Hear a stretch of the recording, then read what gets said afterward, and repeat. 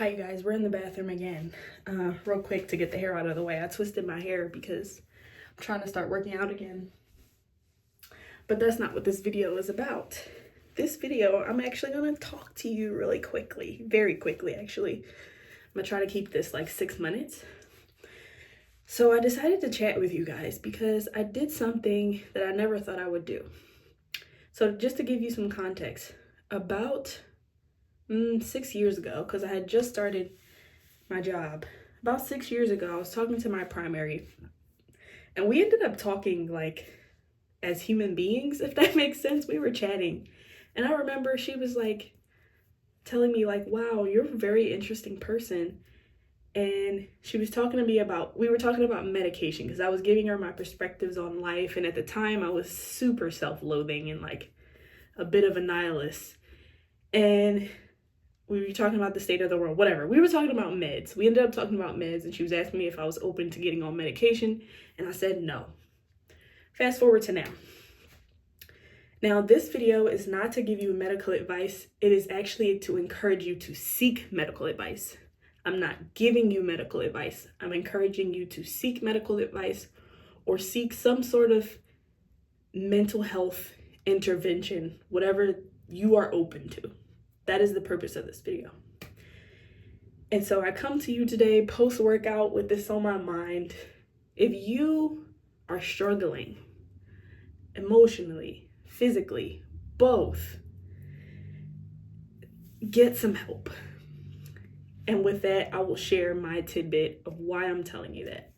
So like I said, I was never open to taking meds for my mental state. And at this point where I'm at, the reason that I know that I'm in a place where I can and I'm open to it, I know that because I am someone who struggles with anxiety enough, and some sort of umbrella of depression enough, a person that has their own little traumas and quirks that make up who I am right now in present day, that make me struggle enough. And one of my biggest ailments is sometimes I struggle to decipher reality from delusion, and my body will physically react.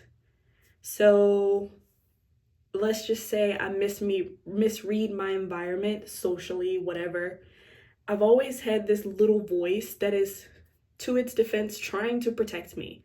But I always have this little voice that doesn't trust anything or anyone. Okay? And living with that voice has been very taxing, and it has become a part of me of sorts. And so at this point in my life, I knew that I needed help because that little voice was talking more than I normally allow. And in all of my efforts to develop myself, I pride myself on being self-aware enough to tell that voice to go sit down until I need you. I'm not in danger. My life is not on the line. There's nothing threatening me right now. I don't need you. We're safe. I found that recently that voice was the main voice more often than not, which is not good for me. And I started to physically react. My mood would physically react to those delusions of grandeur, because they're always delusions of grandeur for the most part. Like, you gotta kind of, when you're self-aware, you gotta kind of pick out the meat and potatoes versus the filler and the dramatics that voice puts on everything. You gotta, like I said, you gotta know when to tell her to sit down. And I felt like I couldn't decipher between the two anymore, and I was physically and like mentally ill because I was like, I really don't know how to explain it. The people that get it, but it was taking a toll on me mentally and physically, like exhausting. I was so exhausted. And that's how I felt like I needed to speak to my primary, because I couldn't, like, as a self-aware person, normally I can check myself. I can self-regulate. I have my moments, but I come out, and I felt like it was harder and harder to climb out. So I was speaking to my doctor recently at my annual, and I was telling her all my concerns, and I was telling her that I wanted to take the edge off of these big feelings. Like, I just needed, in my words, I told her exactly, I just needed to get by. I feel like I just needed to get by in my life. There's a lot going on emotionally. I'm burnt out at work. I'm trying to kind of find myself again and find my footing. And these emotions are stopping me. I don't have any will. Like, I need something to knock the edge off. I don't want to be numb, but I just want to take the intensity off, if that makes sense. And so I told her I was open to herb. I don't know if I can say it on YouTube, but I was open to herb. Context clues. And she was like, okay. She listened. She's like, we have doctors here that can, you can speak to, but if you feel like you need the herb, okay. And she's like, what else are you taking? Are you taking anything other than birth control? And I'm like, no, I've been doing like these ashwagandha L-theanine gummies, but I don't know if they're working. Like, I still feel my eye twitching, like I'm ready to go insane. And she's like, okay, well, how do you feel about meds? And I thought about that conversation with my primary all those years ago. And I was like, okay, I'm listening. And she spoke to me about some options and what she felt like we could try. She felt like we could try it at a low dose. And without giving too much of my information away, I said, okay, I'll try it at a low dose. And I don't know if it's placebo. I don't know if it's a combination of the things that I've been trying, like being mindful, speaking power into myself, which sounds so cringy to say out loud because it's like woo-woo stuff. But speaking like power into myself out loud is one thing to get validation from outside sources. But when it comes from yourself, it actually shocked me what it felt like speaking it out loud.